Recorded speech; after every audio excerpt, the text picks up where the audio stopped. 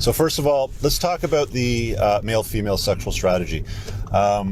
Pretty straightforward. It's widely accepted that this is what it is. It's not disputed. The male sexual strategy is unlimited access to unlimited women, and the female sexual strategy is hypergamy, more specifically open hypergamy. So let's use this illustration to try to go down this rabbit hole and explain the significance of this discovery. This is through my own observations, personally, and through all the guys that I've coached. So we'll put it in perspective this way. You guys are probably familiar with the game of soccer. It's obviously the most popular game on the planet. So we've got a soccer pitch and one goal at one end and another goal at the other. Let's say that the soccer pitch is a sexual marketplace, actively being on it. One goal is the male sexual strategy, which is unlimited access to unlimited women, and the female sexual strategy on the other side, their goalpost is open hypergamy.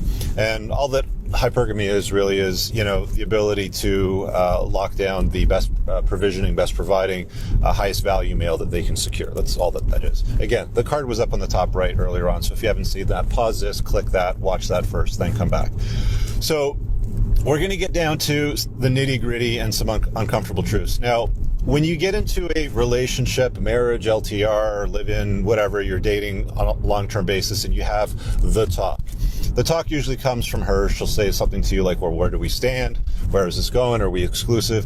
And you both agree on some sort of, facilitated agreement on how the relationship should operate. Now, here's the thing.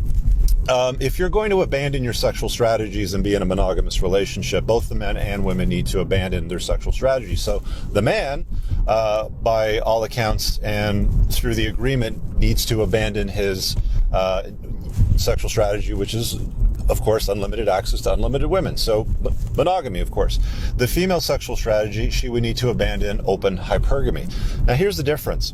The abandonment, the way that men think about it versus the way that women think about it are two separate and different things. So I'll give you a very astute example. You could be dating for a while, a couple of years, and, you've stopped seeing other women guys. You've deleted your dating apps and all that sort of stuff. And you're an exclusive monogamous relationship sort of thing. So you've abandoned your sexual strategy. You're off the soccer pitch. You're not trying to score any goals right now. Here's the thing, though. The way that hypergamy works is that it's so ingrained in culture in such a deep level, and it's very hard for women to avoid. So, for example, she might be monogamous with you or declare monogamy. The universal standard, according to Esther Perel, is declared monogamy but clandestine adultery. That's basically the way that most of the West works. But let's just set that aside for a second. If she's on social media, fellas, and she's making consistent, regular posts. She's not selling a product or a service using social media to promote a business, for example. So the business, or more specifically, what she's promoting is herself.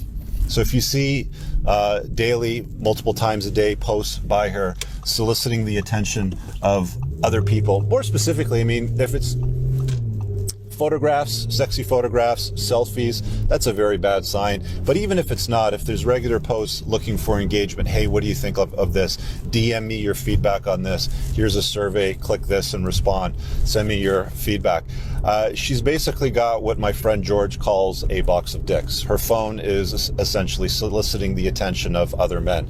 So it's not always, Steve from accounting or Kevin from sales that might be, allowing her to facilitate open hypergamy. The very nature of regular posts on social media, which pretty much all women use these days, soliciting attention from the outside world, gives them an opportunity to turn on the radar and scan the horizon for what? A better provisioning male. Because what ends up happening is there's so many thirsty betas out there. They slide into her DMs, they leave comments, they'll try to contact her. And if it's not the thirsty betas, it could be ex-boyfriends, it could be other, potential prospects that may deem her a high enough value woman.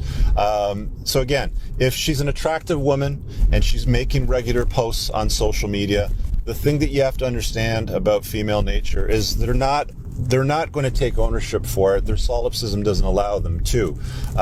They're probably going to deny it. In fact, right now in the comments, you're going to look and they're probably going to say, well, you're wrong, or, blah, blah, blah. It's mostly pointing and sputtering. But I'm only pointing to the cold, hard facts, sorry. Men are getting off the soccer pitch and not seeing other women.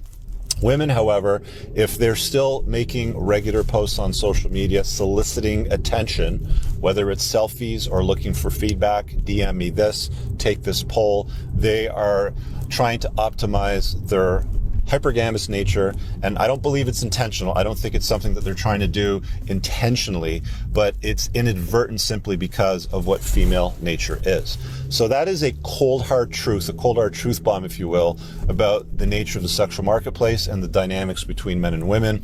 When we're told to abandon our sexual strategy and not see other women, men, you need to expect her to do the same. Their sexual strategy is open hypergamy, and if they're constantly seeking the attention and validation from other people, guess what? She's still on the soccer pitch playing the game. You should be on it too.